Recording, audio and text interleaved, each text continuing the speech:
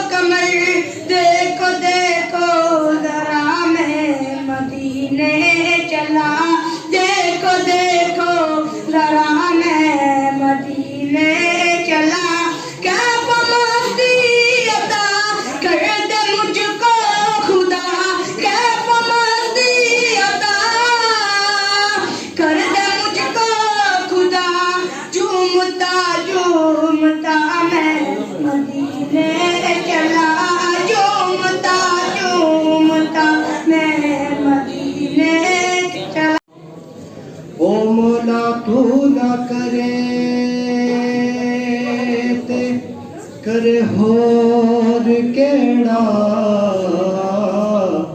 میریاں سب ضرورتاں پوریاں او لوکی تک دے نے عیب گناہ میرے میں تے تقدار رحمتاں تیریاں او لوکی تک دے نے عیب گناہ میرے میں تے تقدار رحمتاں تیریاں فَقُومُوا لَيْلَهَا وَصُومُوا نَهَارَهَا کہ شب برات اس رات کے اندر قیام کرو اور اس کے دن کا روزہ رکھو. اور دوسری جگہ اشارہ فرمایا کہ جب شعبان المعظم کی 15ویں رات ہوتی ہے اللہ تبارک و تعالیٰ اپنی شان کے مطابق آسمان دنیا کے اوپر نزول فرماتا ہے. اور جب سورج غروب ہو جاتا ہے یعنی وہ انسان یوں تو اللہ تبارک و تعالیٰ کی ذات ہر دن یہ پکار کر ندا دیتی ہے رات کے پچھلے پہر ہے کوئی مجھ سے بخشش فرمانے چاہنے والا میں اس کو بخش دوں, ہے کوئی رزق کا طلب کرنے والا اس کو میں رزق عطا فرما دوں.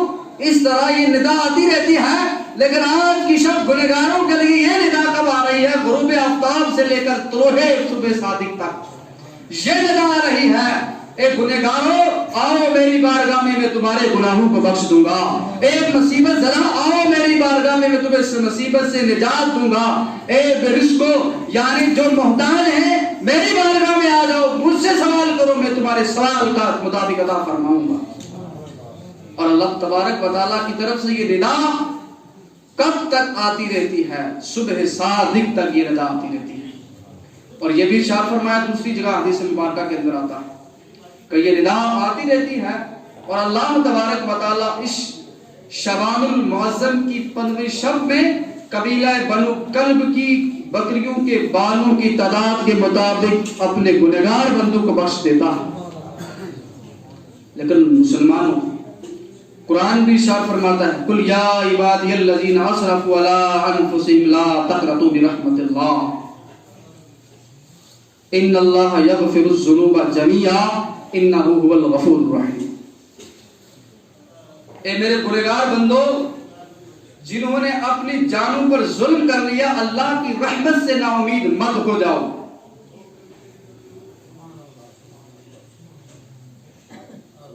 اللہ تبارک و تعالیٰ کی وہ ذات ہے جو گناہوں کو بخشش کرنے والی ہے، گناہوں کو معاف فرمانے والی ہے.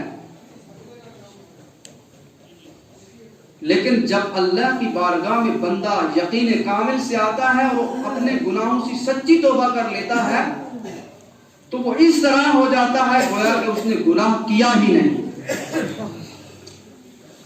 لیکن آج کی مقدس شب کے اندر جو میں نے کہا کہ کچھ لوگ محروم رہتے ہیں، اسی طرح والدین کا نافرمان بھی ہے. اگر والدین کا نافرمان جب تک اپنے والدین سے معافی نہ مانگ لے یا اپنے والدین کو راضی نہ کر لے وہ بھی شب کے اندر محروم رہتا.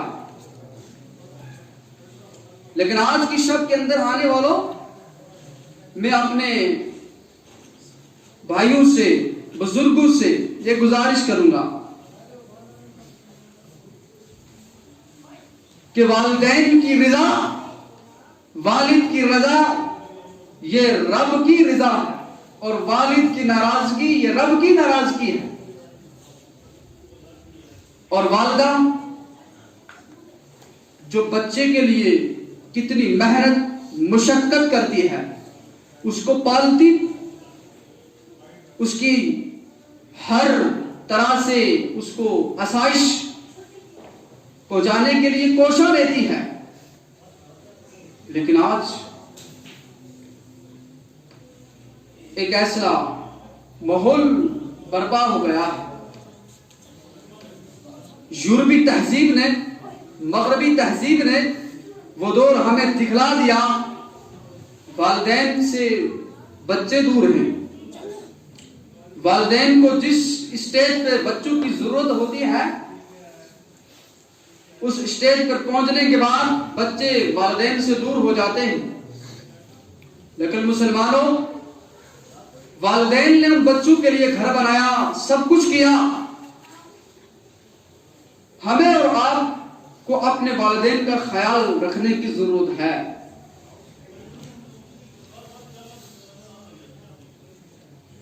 اگر والدین ناراض ہیں، بچہ تبلیغ کے لیے گیا ہوا ہے، بچہ لوگوں کو دین کی بات بتا رہا ہے، تو یہ تبلیغ آپ کی کسی کام کی نہیں ہے. آپ کے والدین ناراض ہیں، آپ کے والدین کو ضرورت ہے. اور بچہ اگر پیر صاحب کی چوکھٹ پر جھاڑو دے رہا ہے، پیر صاحب کی خدمت کر رہا ہے، خدمت سادات ہمارا ایمان ہے. سادات کرام کی محبت اگر دل کے اندر نہیں ہے تو آپ کا ایمان نہیں ہے مکمل. لیکن حقوق الگ الگ ہیں. اپنے والدین کو راضی کرنے کے بعد ان کی خدمت آپ کو کام آئے گی. اسی طرح دوسری بات،